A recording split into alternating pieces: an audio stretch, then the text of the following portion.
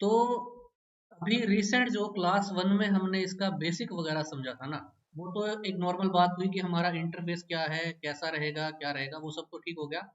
अब इसके बाद देखना ये है, जो इसमें बेस एडिटिंग की जैसे बात थी ना, हमारे इसी रियल 3D मॉडल में जो एडिटिंग की चीजें हैं उनको एक बार थोड़ा सा लेते हैं पहले, धीरे धीरे उसमें आगे चलें। इसके लिए सबसे पहले ना यहाँ मैंने ये एक पीडीएफ क्रिएट कर दिया है ब्लेंडर शॉर्टकट इसके बारे में, ठीक है ना।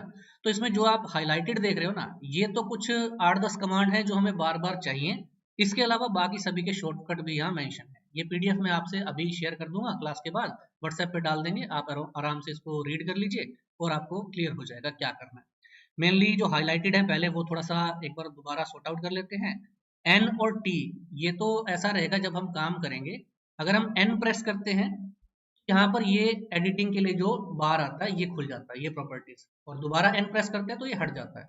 हमें इसे बार बार यहाँ स्मॉल आइकन पे क्लिक करके वापस इसको ड्रैग करने की जरूरत नहीं है। सिंपली एन प्रेस करेंगे, एक बार पहले इसको जितना मेन्यू है जहां तक रखना है वो रख लेते हैं, बाय डिफॉल्ट ऐसा आता है, और ये इसको एक एन से ही बस अंदर बाहर होने लग जाएगा। ऐसा ही ये टूल बार टी से रहेगा, अगर आपको चाहिए तो ठीक है, अगर हटाना है तो टी प्रेस करना है।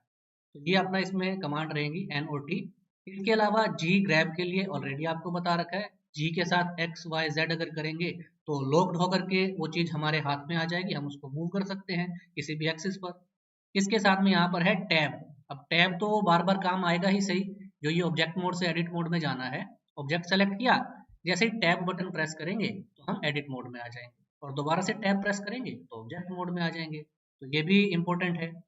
के बाद में है शिफ्ट डी डुप्लीकेट करने के लिए, सिंपल जो जैसे ग्रुप वाली बात होती है, और ऑल्ट डी होता है कंपोनेंट की तरह डुप्लीकेट करने के लिए।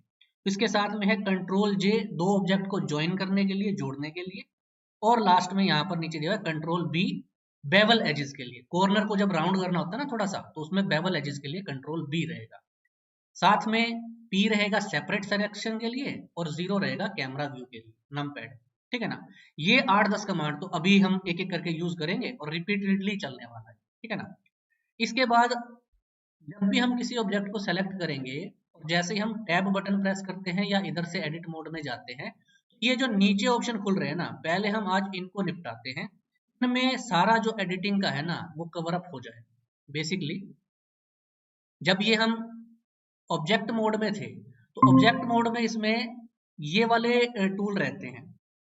इसमें नॉर्मल ऑब्जेक्ट मोड में ये टूल्स ऑलरेडी आपको बताया, जैसे सिलेक्शन के लिए कोई पर्टिकुलर चीज जहां कर्सर लेकर के रखेंगे ऑब्जेक्ट वहां आएगा, मूव, रोटेट, स्केल। इसके अलावा कोम्बो इसका एक रहता है, साथ में एनोटेट, मेजर और क्यूब वगैरह ऐड करने के लिए। यहां तक तो ये ठीक हो गया। अब इसके बाद जब एडिटिंग में जाएंगे तो इसी क्यूब पे पहले समझ लेते हैं, टैब बटन प्रेस करके यहाँ इसके बाद जो फर्स्ट ऑप्शन आ रहा है ना एक्सट्रूड रीजन का, इसमें ये चारों पांच जो है ये आपको सभी मैं बता दूं। बेसिकली हमने इसमें से ये सेलेक्ट किया ऊपर से सरफेस के लिए, एक है वर्टेक्सिस के लिए, दूसरा है लाइंस के लिए, और तीसरा है सरफेस के लिए। हमने जो भी सरफेस लिया, इसमें अगर हम ये एक्सट्रूड वाला पहला लेंगे, एक्सट्रूड रीजन, तो फर्स्ट ऑप्शन में ये क्या करेगा, जितना हम बार बार इसको रीजन करेंगे ना उतनी इसमें लाइंस ऐड करता जाएगा। मतलब जितना टुकड़ा हम एक बार में क्लिक करके खींचेंगे उतना तो क्लियर रहेगा, उसके बाद दूसरी बार ड्रैग करते ही बीच में एक लाइन, एक कट आ जाता है, ठीक है ना। अगर कट चाहिए तो ये अपना नॉर्मल वाला रहेगा, अगर ये कट आपको नहीं चाहिए तो इसमें सेकंड नंबर है एक्सट्रूड का जो है मेन फोल्ड का। इससे क्या होगा कि आप कितना भी इसको ऊंचा उठाएंगे या जहां भी रुकेंगे, बीच में कट नहीं आएगा, बीच में अलग से कोई पर्टिकुलर नहीं रहेगा, जिस भी सरफेस को खींचेंगे बिना किसी कट के सीधा चलेगा, ठीक है ना। इसके बाद आगे जो है ना, ये है एक्सट्रूड अलोंग नॉर्मल्स, ये बहुत काम की चीज है। अब ये एडवांस की तरफ कैसे क्या होगा, जैसे मानिए एक बार इसको अंडू करते हैं, नॉर्मल क्यूब पे वापस आते हैं, अगर हम ऐसा कुछ करते कि इस पे सब डिवीजन डाल देते, मैंने आपको बताया था सेलेक्ट करने के लिए या तो यहाँ से आप सेलेक्ट करके ऑल कर लो, या अगर ऐसा सेलेक्ट करते हो तो इसको ऑर्बिट करके शिफ्ट के साथ पीछे से भी, मतलब पूरा सेलेक्ट करना जरूरी रहता है, हमने इस पे पूरे पे काम करना है। तो सिर्फ ए प्रेस किया जा सकता है, अगर पूरे को सेलेक्ट करना है, एडिट मोड में आए, जो भी चीजें यहाँ हैं ए प्रेस किया, सारा सेलेक्ट हो गया। सेलेक्ट होते ही राइट क्लिक करके इसमें डाला सब डिवीजन, ठीक है। सब डिवीजन में जब भी हम कोई कमांड डालेंगे ना, यहाँ नीचे ये पॉपअप आता है, इस पे क्लिक किया, इसमें नंबर ऑफ कट्स दिखा रहा है, तो यहाँ से मैं इसको बढ़ा के 8 या 10 कर देता हूँ। 10 तक नॉर्मल इसमें सेट रहता है। हालांकि उससे ज्यादा बढ़ा के 100 भी कर सकते हैं, इतना इसमें जरूरत नहीं है, छोटा सा क्यूब है ना, 10 सब डिवीजन बहुत है। इसमें होगा ये, जैसे पर्टिकुलर हम एक्सट्रूड कर रहे थे वो तो ठीक था, किसी एक हिस्से को करना या कैसा करना, लेकिन अगर हमें पर्टिकुलर एक चीज में इस तरह से सेलेक्ट करना है कि जैसे मानिए ये हिस्सा है, मैं पूरे इस रिंग को सेलेक्ट करना चाहता हूँ, इधर से लेके और ऐसे पूरा घूमता हुआ चारों तरफ पे एक रिंग या एक एक अल्टर पे रिंग घुमाने हैं, तो क्या करेंगे? यहाँ पे हम इसमें से तो ये वाला लेंगे जो कि इसमें ऑप्शन था एक्सट्रूड अलोंग नॉर्मल्स का, लेकिन उसके लिए पहले सिलेक्शन के लिए पर्टिकुलर सरफेस में एक को सेलेक्ट करके ऑल्ट की प्रेस करेंगे। ऑल्ट की रहता है ना, एक कंट्रोल होता है एक अल्ट होता है, तो अल्ट की प्रेस करके जिस भी, अगर इस वर्टिकल डायरेक्शन पे अल्ट के साथ क्लिक करूंगा ना, ये पूरा रिंग सेलेक्ट हो जाएगा। अगर ऊपर वाले पे क्लिक करेंगे इस हॉरिजॉन्टल लाइन पे अल्ट के साथ, इधर पे रिंग सेलेक्ट हो जाएगा।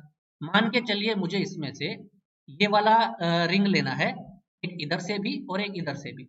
एक बार मुझे इधर सेलेक्ट करना पड़ेगा, फिर दूसरी बार इधर करना पड़ेगा, या फिर मैं इसको ऐसा करते हुए शिफ्ट के साथ ये भी ले लेता हूँ, ये भी ले लेता हूँ, ये भी और ये भी। अल्टर पे मैंने चारों तरफ पे सिंगल एक वर्टिकल लाइन पे क्लिक किया ऑल्ट के साथ, तो उसने पूरे रिंग को ही पकड़ लिया। अब इस रिंग पे अगर हम यहाँ से देखें, पहले वाला एक्सट्रूड अगर लगाते हैं तो ये तो गड़बड़ कर रहा है ना, ये तो ऊपर की तरफ या नीचे की तरफ जा रहा है, बात नहीं बन रही। दूसरे वाला जो मेन फोल्ड वाला है वो भी कहीं ना कहीं ऊपर नीचे चल रहा है, गड़बड़ कर रहा है। लेकिन जो तीसरे वाले की बात थी, ये यहाँ पे हमें काम देता है। थर्ड वाला लेते ही जैसे मैं इस पे ड्रैग करता हूँ ना, ये देखिए कितना बढ़िया तरीके से उसको चारों तरफ पे बढ़ा दिया इसने। मतलब हमारा रिंग जो है ना, तो रिंग को जितना सेलेक्टेड है उसको थोड़ा सा बाहर करना चाहते हैं, ज्यादा बाहर करना चाहते हैं, वो कर सकते हैं। ये था इसमें थर्ड ऑप्शन। इसमें भी कुछ ऑप्शन है, ये भी आगे मैं आपको बताऊंगा। नॉर्मली वर्टिकल और हॉरिजॉन्टल का डिफरेंस समझिए। अगर आपको पहले दो ऑप्शन लेंगे तो वर्टिकली चलेंगे, लेकिन थर्ड ऑप्शन से आप हॉरिजॉन्टली सामने टक्कर वाली चीजों को भी उठा सकते हैं। और जो फोर्थ है वो भी इससे सिमिलर ही है। वो सिमिलर ऐसे है कि फोर्थ वाले में है एक्सट्रूड इंडिविजुअल। अगर इसको लोगे ना तो ये अलग अलग जो लाइनें है ना, जैसे मानिए कॉर्नर जुड़ा हुआ नहीं है इसमें, आप देख रहे हो, तो इसमें ये इंडिविजुअली इधर भी बढ़ गया, इधर भी बढ़ गया, इधर भी बढ़ गया।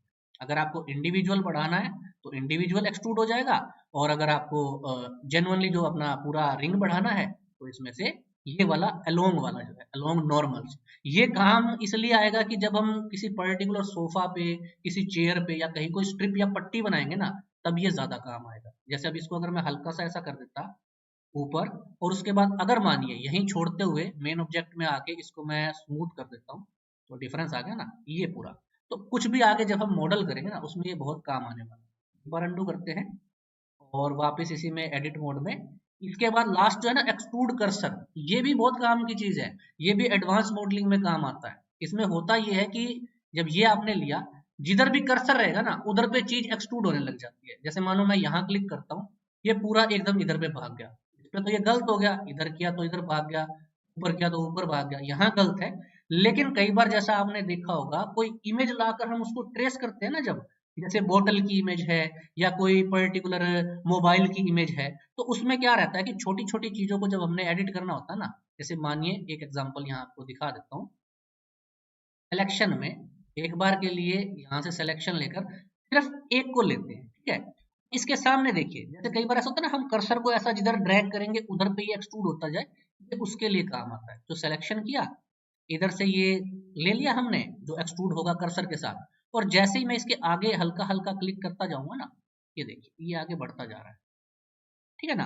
तो ये जब हम पर्टिकुलर किसी चीज को बनाएंगे ना ट्रेस करने के लिए या कहीं बढ़ाने के लिए, तो ये कर्सर वाला भी बहुत काम आता है। पर्टिकुलर फेस को पकड़ता है, उसको आगे करके बढ़ाता जाता है। अब अगर मैं इसको ऑब्जेक्ट कर देता हूँ और उसके बाद जैसे स्मूथ करेंगे, ये देखिए क्या बढ़िया तरीके से, मतलब यहाँ तो मैंने फ्री हैंड बनाया। अगर हमें कुछ भी बनाना रहता जो कि हम पर्टिकुलर ग्रिड से पकड़ के या कैसा भी घुमा रहे होते, तो वो बड़े आराम से कर्सर के थ्रू भी एक्सट्रूड हो जाता।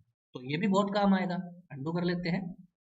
ये अभी जो मॉडलिंग में हम आएंगे ना, आज में ही आपका जो इसका मॉडल का काफी सारा क्लियर हो जाएगा। अच्छा देखिए अभी क्या हुआ, अंडू यहाँ तक हो रहा है, अंडू इसमें ज्यादा बढ़ नहीं रहा, क्योंकि मुझे चाहिए मैक्सिमम अंडू। तो उसके लिए भी एक बार इलाज कर लेते हैं। अभी तो खैर जो है ठीक है। एक बार मैं इसमें न्यू ले लेता हूँ, यहाँ से अपना जो है जनरल में ही राउंड से, और सबसे पहले ही एडिट में जाके प्रेफरेंस में जाके सिस्टम के अंदर अंडू स्टेप्स देखिए यहाँ 32 दिए हुए हैं, 32 टाइम्स अंडू कर पा रहे हैं अभी।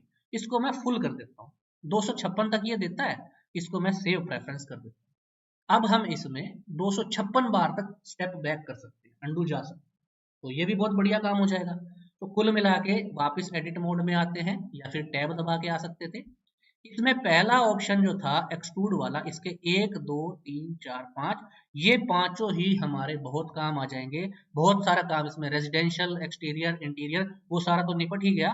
प्लस कस्टम मॉडलिंग, चाहे सोफा है, चाहे कोई मैकेनिकल है, चाहे कुछ भी कैसा भी है, वो इनमें पांचों में मोस्टली हम एक्सट्रूड कर पाएंगे 3D दे। ठीक हो गया।